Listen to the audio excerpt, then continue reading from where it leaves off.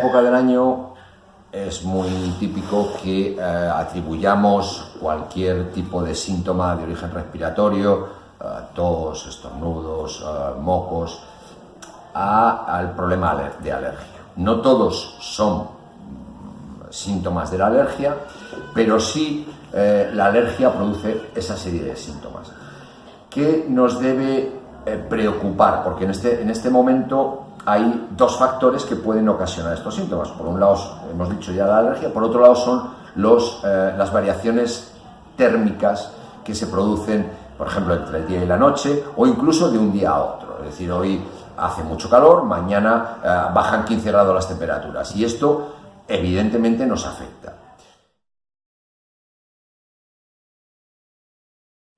Bueno, hay algunos síntomas que son muy característicos. Un primer síntoma es el picor, prurito, en la nariz, en los ojos, incluso en los oídos, en el paladar. Es típico de los síntomas alérgicos, pues que el niño se frote la nariz, se rasque la nariz, se rasque los ojos, incluso estornude varias veces consecutivas. En principio, si todos los síntomas son eso, es decir, unos moquitos claritos, unos estornudos de vez en cuando, rascarse la nariz o frotarse un poquito los ojos, entraríamos dentro de lo que se puede considerar normal. Hay muchísimo polen y no es raro que esas partículas de polen ocasionen estos síntomas. Entraría dentro de la patología cuando esos síntomas interaccionan o limitan la vida normal del niño.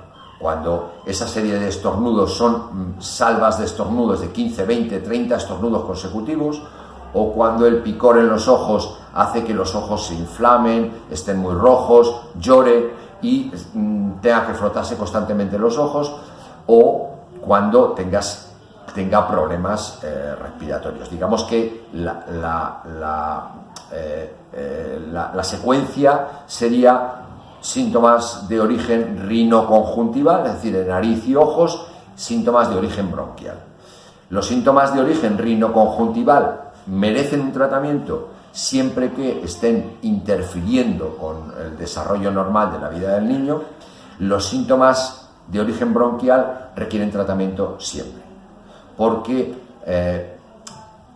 el aumento de la concentración de polen cuando los síntomas son de origen rinoconjuntival puede significar un aumento del número de estornudos o un mayor prurito en los ojos, pero los síntomas de origen bronquial, cuando hay un aumento de concentración de polen, puede significar un ataque de asma, que es mucho más grave.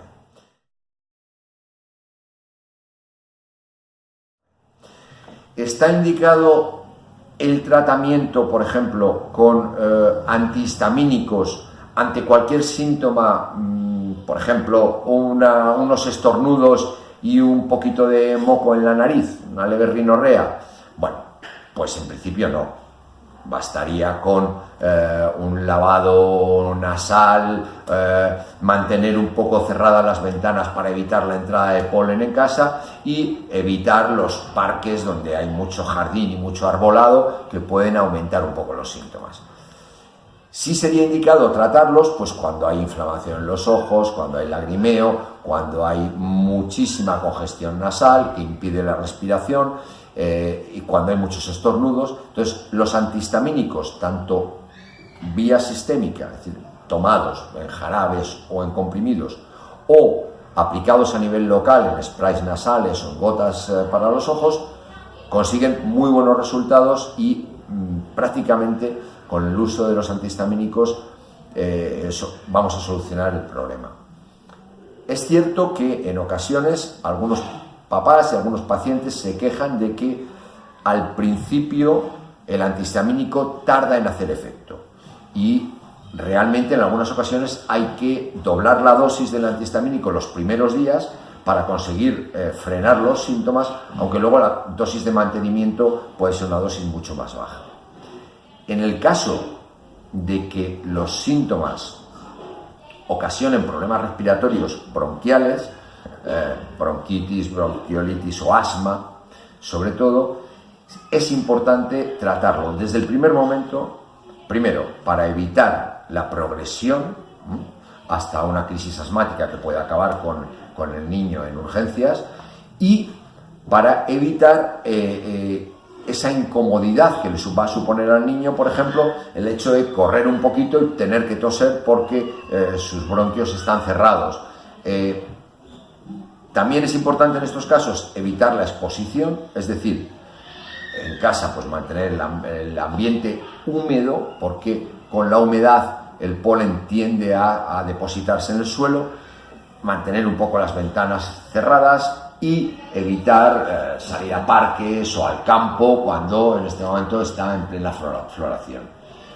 En el caso del asma es normal que además del antihistamínico el paciente tenga que utilizar medicamentos inhalados. Estamos pensando en los broncodilatadores como el salbutamol o en los preventivos de la aparición de los síntomas como puede ser la budesonida. Pero básicamente necesitaría el concurso de un pediatra o de un especialista en neumología o alergología para diagnosticarlo correctamente.